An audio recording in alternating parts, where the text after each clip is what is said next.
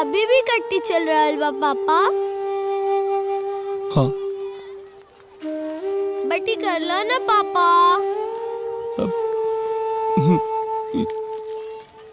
ये चॉकलेट ला। Thank you. चल अब तारा संगे मामा के हराल जाए। पक्का ना पापा? पक्का? सच्चा? पक्का ना पापा?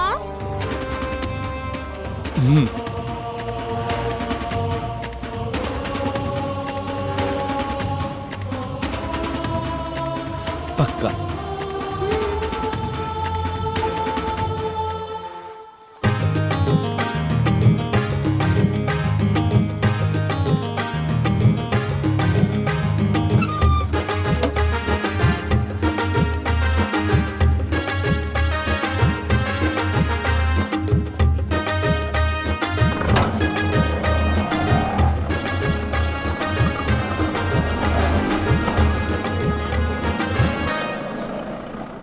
अरे ना ना ना ना ना ना ना ना। काजी वकील साहब, कोनो केस के जीत भइल बा का कि रउआ यहाँ बैठ के झूला झूल रहल बानी? गुड़िया के नहीं खिले आवे के? आवा ना तू बैठ के झूला। अजबे मरद बानी रउआ। हाँ? हम कहतानी कि गुड़िया के नहीं खिले आवे के तो बैठ के झूला झूला। अरे टेंशन का ले रहल बाड़ू? गुड़िया आज अपना पापा के साथ आ रहल बिया। तई बतावे के चाही ना पहले। अरे तब भूनका बाड़ू तो का बताई।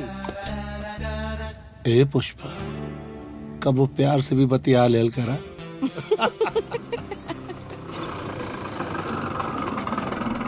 ला गुड़िया आ गई।